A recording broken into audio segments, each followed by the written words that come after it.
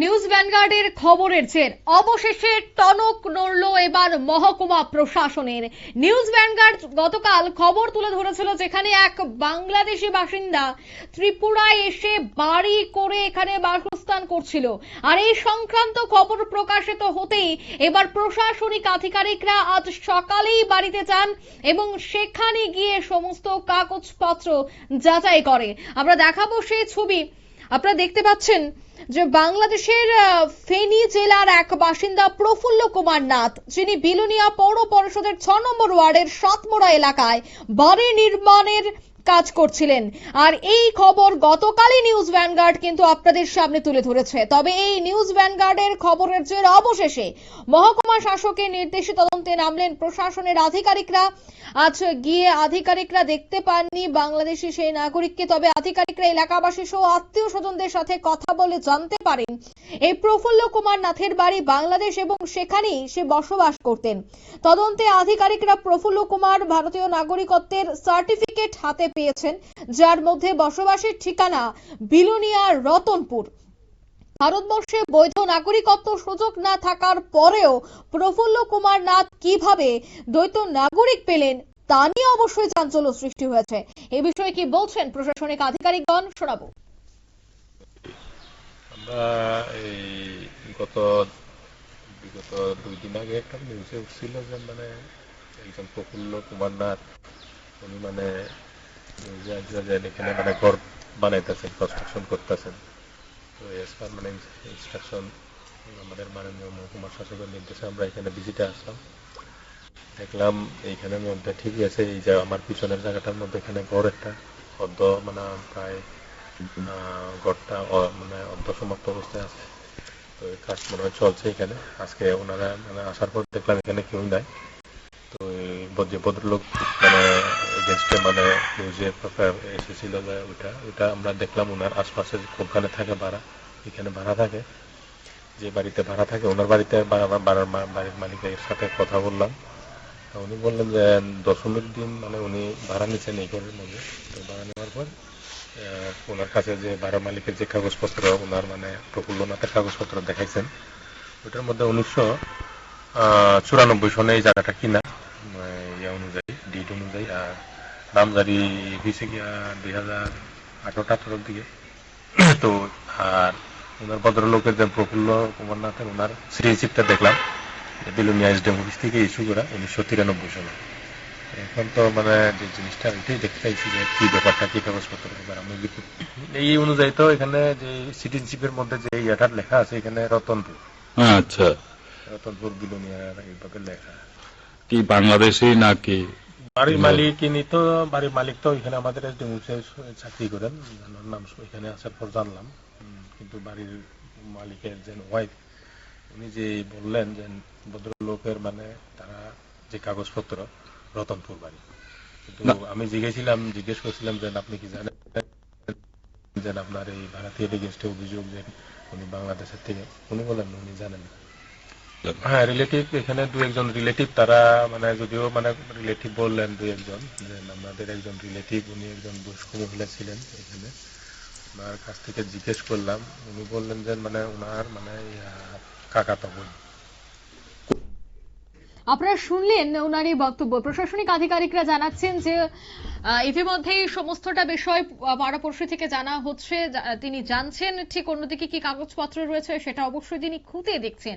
তবে এই বাসিন্দা অর্থাৎ বাংলাদেশ ফেনী জেলার বাসিন্দা প্রফুল্ল কুমার নাথ, যিনি বিলোনিয়া পৌর পরিষদের 6 নম্বর ওয়ার্ডের সাতমোড়া এলাকায় বাড়ি নির্মাণ করছেন, তিনি গতকাল নিউজ ভ্যানগার্ডের সাক্ষাৎকারে ঠিক কি বলেছিলেন ফাইল ফুটেজ দেখাবো একবার। মেডিকেলের এগুলো আসে না। বাড়ি করতে আছেন কিভাবে, কাগজপত্র কিভাবে করছেন, আপনার নাম মানে রেজিস্ট্রি করছেন যে জায়গার?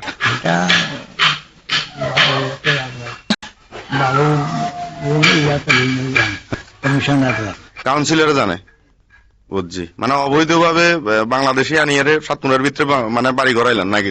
কোনো পারমিশন ছাড়া? কোনো পারমিশন দিছেনি আপনারা? বৈধ পারমিশন দিছেনি? এখন এটা করতে না, মানে তাই না কইছে বাড়ি করার লাগা? না হেতে না কোন। তো তাইলে আপনি নিজে করি, কারণ না কারোর পারমিশনে তো বাড়ি করতে আছেন। জায়গাটা আছে, আমি তবে এতটুকু জানি না যে অনুমতি নিতে হয় বা ইয়া লাগে। কিন্তু আমি তারপরে জায়গা কিনছি, আমার পয়সা আছে, এই সুবাদে আমি একটা পর্চাটা কিভাবে বের করছেন? আবেদন করছি, একটা দিছি। আধার কার্ড আছে নি আপনার? আধার কার্ড এখন প্রক্রিয়া দিই না। আই কার্ড আছে নি? আই কার্ড আছে। আচ্ছা, আই কার্ড কিভাবে বের করছিলেন? এটা আবেদনের মাধ্যমে। ও, সিটিজেনশিপ সিটিজেনশিপ তো 93-তে করছি, কেমনে করছেন এটা? আবেদনের মাধ্যমে। আচ্ছা, মানে জায়গা লওয়ার সময়। এই জায়গাটা কবে লইছেন? 94-তে। 94-তে? মানে বাংলাদেশ থেকে আইয়া এখানে জায়গা লইয়া লইছেন নাকি? না, এখানে আত্মীয় বাড়ি আছে। আচ্ছা, আত্মীয়র মারফত জায়গাটা লইছিলেন। মানে এমনিতে আপনারা থাকেন হচ্ছে বাংলাদেশের ফেনীতে? আচ্ছা, মানে এখানে আইছেন যে কতদিন হয়েছে এখানে? 25 তারিখে আছে, আজ কত তারিখ? বুঝছি, আজকে হয়েছে আপনার 5 তারিখ। তাহলে বোধহয় 15 দিন। আচ্ছা, বাড়ির কাজ কবে ধরছেন? 1 মাসের মতো। কয় ঘন্টা জায়গা এখানে? 10 ঘন্টা। আচ্ছা, মানে এখনো কাগজপত্র সম্পূর্ণ এখনো তৈরি হয় না, রেডি হয়েছে না নাকি? সবগুলা কোন কাগজ? আপনার আই কার্ড, আধার কার্ড বা বিভিন্ন যে আই কার্ড আছে। Birth certificate? হ্যাঁ, বার্থ সার্টিফিকেট। বার্থ সার্টিফিকেট নেই। আচ্ছা, আপনারা শুনলেন এই ব্যক্তির বক্তব্য, অর্থাৎ প্রফুল্ল কুমার নাথ। তিনি বলছেন যে তিনি ভারতে এসেছেন হাতে গোনা মাত্র 10 থেকে 12 দিন হয়েছে, আর সেখানেই অভিযোগ, তিনি যে কথা বলছেন কাউন্সিলরের অনুমতি রয়েছে। কাউন্সিলরের অনুমতি নিয়ে একজন বাংলাদেশি বাসিন্দা কিভাবে ভারতে এসে বাড়ি তৈরি করছেন, প্রশ্ন কিন্তু রয়েছে। অন্যদিকে যে কাউন্সিলরের অনুমতি নিয়ে তিনি এই বাড়িটি করেছেন, সে কাউন্সিলরের বিরুদ্ধে পদক্ষেপ গ্রহণ করা হয় কিনা সেটাই দেখার। কারণ কাউন্সিলর মানেই যে সেখানে তার কাছে ভারতীয় সংবিধানের সমস্ত আইন ন্যস্ত রয়েছে এমনটা কিন্তু নয়। তবে এক কাউন্সিলরের অনুমতিতে এক বাড়ি এবং জায়গা নির্মাণ করা সবটা কিভাবে সম্ভব হচ্ছে। অন্যদিকে যে অভিযোগ যে উনার কাছে আই কার্ড পর্যন্ত রয়েছে, আই কার্ড মানেই ভোটার পরিচয় পত্র তার হাতে রয়েছে, তিনি ভোটাধিকারও প্রয়োগ করতে পারেন ভারতে। তবে বাংলাদেশের ফেনীতে থেকে তিনি কিভাবে ভারতে এই কয়েকদিনের মধ্যে আই কার্ডটিও করে নিয়েছেন, জায়গাও কিনে নিয়েছেন এবং বাড়িও করে নিয়েছেন। যে আইন রয়েছে ভারতে, সেখানে কিন্তু কোনোভাবেই ভারতীয় না হওয়া কোনো ব্যক্তি ভারতে জায়গা কিনে সেখানে বাড়ি করতে পারে না। কিন্তু এই ব্যক্তি যার জন্ম হয়েছে বাংলাদেশে, সে এতদিন যাবৎ বাংলাদেশেই থাকতো, মাস কয়েকদিন তার ভারতের সাথে যোগাযোগ, সে কিভাবে বাড়ি তৈরি করে ফেলছে? কোথায় রয়েছে আদতে ফাঁক ফোকর? সেটা তো অবশ্যই প্রশ্ন চিহ্নের মুখে। কারণ বিভিন্ন এসডিএম অফিস, বিভিন্ন মহকুমা অফিস, জেলা অফিসগুলিতেই এই ধরনের কাজ হয়ে থাকে এবং এই অভিযোগ নিউজ ভ্যানগার্ড এর আগেও বহুবার তুলেছে, যেখানে এই সমস্ত অফিসে বেশ কিছু কর্মীরা বা সেখানে নিয়োজিত বেশ কিছু আধিকারিকরাও যুক্ত রয়েছে, যারা বাংলাদেশিদের হাতে আধার কার্ড, আই কার্ড করিয়ে দেওয়ার পেছনে যুক্ত রয়েছে। তাই যতদিন পর্যন্ত তাদেরকে গ্রেফতার করা না হবে, চিহ্নিত না করা হবে, ততদিন পর্যন্ত কিন্তু এই ধরনের ঘটনা ঘটবে। আর তা ভারত এবং রাজ্যের অভ্যন্তরেও একটা বড় প্রভাব ফেলবে।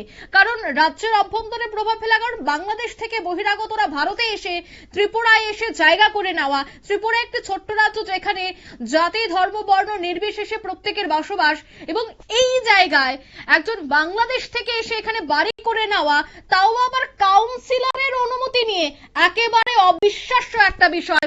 প্রশাসন যেহেতু এই বিষয়ে এবার নেমেছে, এবার দেখার বিষয় এই ব্যক্তি, এই পরিবার ওনাকে বা কারা যুক্ত রয়েছে, এই পরিচয়পত্র তার হাতে তুলে দেওয়া। অন্যদিকে কাউন্সিলরের বিরুদ্ধে কি পদক্ষেপ গ্রহণ করে সেটাই দেখার। এই মুহূর্তের সংবাদ এই পর্যন্ত। আমাদের পরবর্তী নিউজ এবং আপডেট দেখার জন্য অবশ্যই চোখ রাখবেন শুধুমাত্র নিউজ ভ্যানগার্ডের পর্দায়। ধন্যবাদ।